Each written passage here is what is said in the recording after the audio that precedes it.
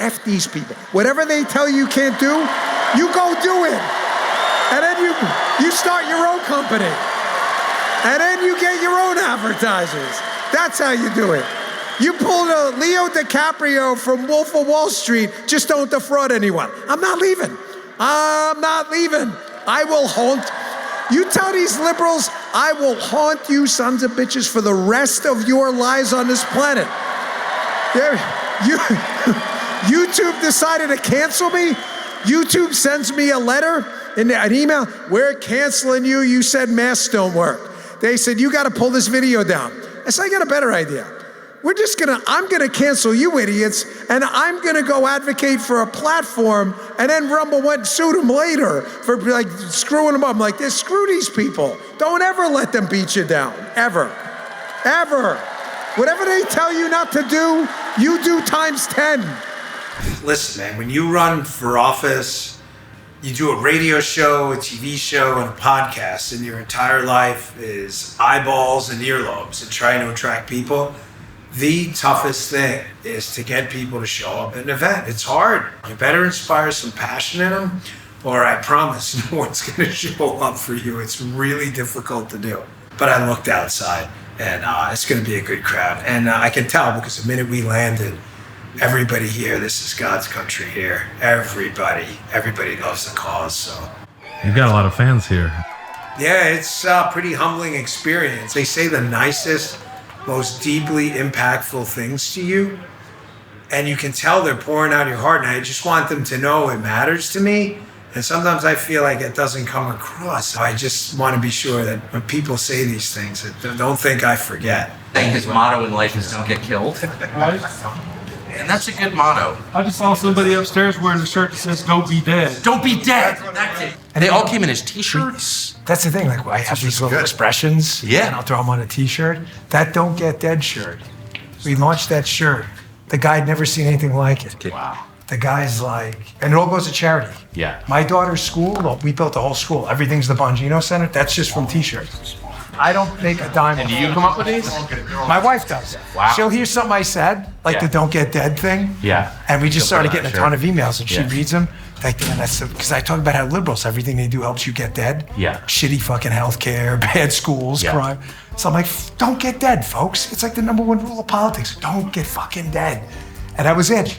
Everybody started bombarding my wife with emails. She goes, put it on a shirt. And that was it. The thing went nuclear. Listen, legacy media, you know, I had a good time over there, and I have a lot of good friends over there, and I thanked them for the opportunity. And it, you know, it just didn't work out in the end, but legacy media they have some issues. The democratization of information via the internet and X and Rumble and YouTube and Twitch.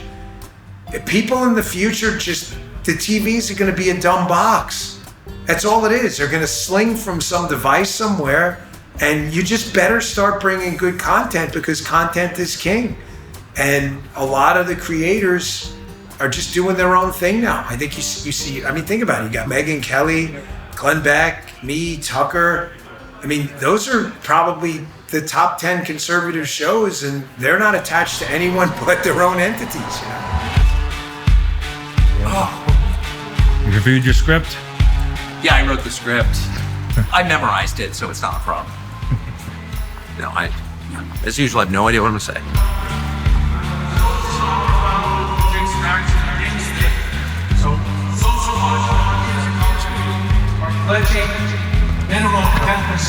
Do you have any gaffer's tape? It's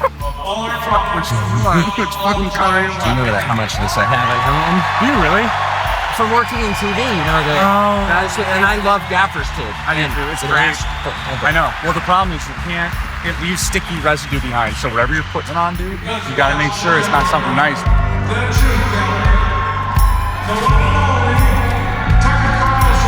The measure for most men is how you deal with your employer. If your employer's like, you know, I want you to do something that violates your conscience, and no one's around, there's no one around. Your wife doesn't know. You're not humiliated in front of your loved ones. It's just like, go ahead and do this thing and like, everything will be cool. And I just happen to know for a fact that Dan Bongino's response was like, what? Get bent. No, next. And so Dan Bongino's definitely the kind of guy who would have a lot of trouble holding a job in the media business. In fact, it would be impossible. And so Dan Bongino has made his own media business, which has been wildly successful. And I'm proud to be his friend. Yeah, who listens to my show? I don't. Okay. So we've got a few. Everybody. We kicked some ass. Did you see that? We were like number 5 in the world. We beat all these billion-dollar media companies in my attic, in a studio. It's like falling apart. Siri with like wires hanging out of the ceiling. We did that. What do I always tell you with the Bongino rule? I say give it about 24 hours to let a story brew. So I generally, like Tucker, will go and listen to what most of the jerkwads in the mainstream media have to say, and then I naturally assume the opposite is true.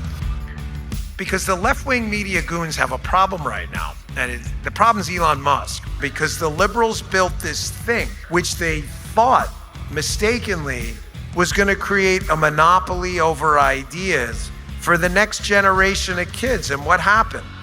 This Tony Stark-like billionaire comes in and buys the platform and says, listen, I'm not really a conservative, but those are crazy. And I'm going to let you conservatives talk. And the entire world melted down. And now nobody respects him. People are like, well, community note, you dumbass. And they look stupid and they don't know how to respond. One thing they don't want you to know is that they're mediocre.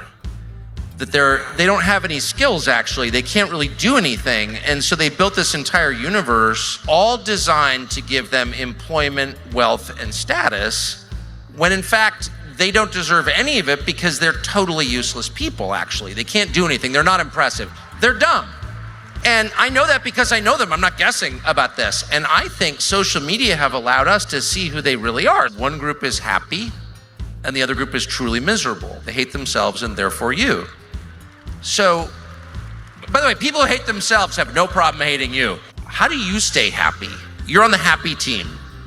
Not to get too personal, but like, what is your program for staying happy? You know, I'm not a happy guy. God gave you a really intricate happiness reward system. But the only way to access it so that it feels good, that really feels good, that it's deep, not liberal happiness, coke, blow, crack, drinking, heroin, whatever. I'm talking about true happiness where you feel you can die one day satisfied. Make no mistake and listen to what I'm telling you. This is the best advice you're ever gonna get. It's only through suffering. So people ask me, like, I joke about this cold plunge thing I have, which sucks in the morning, like nothing you've ever seen. You ever jump in 40-degree water at 6 in the morning, every morning, and just sit there and freeze? You know why I do it? Anyone have any idea? Because it sucks. That's why. That's why I do it, because it sucks. No, I'm serious. Your brain is intricately wired by the intelligent creator to have to earn every ounce of happiness. My wife and I have a date night on Friday night. That's the one night a week me and her let loose. And you know what? I earn that. I'm up every morning, working out, jumping in a damn cold plunge. I'm 50 years old, I'm falling apart. I'm sitting there squatting, deadlifting, sweating. I'm done with my show. I'm up from 6. I bang out work from 10 to 3 p.m., right back to show prep the next day, right in the sauna. I sit in 190 degrees for 30 minutes. Why do I sit in it? Because it sucks. That's why. And you know what? When you're done with it, your Friday nights with your wife are gonna be the greatest gift you ever got. Because you know why? Because it doesn't suck. And you're so used to everything sucking. So am I happy? No. 6 days a week, I'm freaking miserable. But I am as happy as a pig in a shit pile on Friday night. That was so fun. Great. Okay, bye. We'll see you guys back at the ranch. Okay. Come on, guys. We're gonna text while we Where are we going? What? We're going to Wichita. Wichita. It's Kansas City. There's something going on. Oh yeah. Deeper than like political differences. Yeah. It's a revival. Yeah. Yeah. I know. I felt that the first day. The building. Yeah. Did you save that red donut? This is really super. Let me come back tomorrow for it because I've been thinking about it. Well, I'm still gonna think about it. I don't have a problem thinking. Okay. Because I thought you said it was cherry, but then I was like, what if it's cinnamon? Like, you actually don't know. You don't. But it could be a You little only eat the extra. maple, so you wouldn't know. I only eat the maple, baby. But I got a good would've memory. But I would have tasted it for you to make sure it was whatever. You can be my donut taster. You see what I'm saying? Hey, baby. All right, Thank you. It was a pleasure. Good night. See you, Marguerite. All right, baby. Oh my gosh, she's so cute. We've been meeting all kinds of fun people. She only eats the maple. I remember that. I remember people's donut preferences. The vibe coming off the crowd was like, I thought it was good. pure and great. And yeah, it was absolutely. Did you guys feel that? Yes, Off I stage? definitely did. I did. I definitely felt it. Yeah. Yeah, it was a great talk. Really appreciate it. We've had Bongino just cracks me up. He's just I like him a lot. he's an animal. That Friday night thing was pretty funny. Yeah. It was pretty great. But Bongino was onto something. I don't have the self-discipline that he has, of course, but there is something about making yourself uncomfortable that's really important. Oh, here you are! Is that much fun? Yeah. Enjoyable as it was. Yeah. Well, you're great at it. Really You're amazing. natural. You're natural. And live audiences, just like you forget if you're in the studio. I always forget. It's just fun. That was real. Kind of get real-time reaction. So in September, we went across the country, coast to coast, 17 different cities on a nationwide live tour, and it was amazing. And we brought the entire staff with us, like we always do, because we all worked together for so long and enjoy traveling together. And one of our producers is a documentary filmmaker, and so he decided to make a documentary film about our trip, a full month across America with some of the most interesting people around. Different people joined us every single night.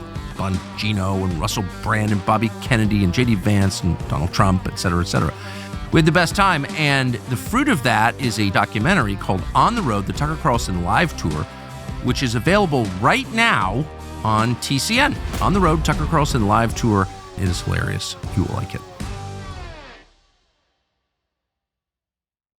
Thanks for watching. You can go to tuckercarlson.com for our entire library of everything we've done, and we hope you will.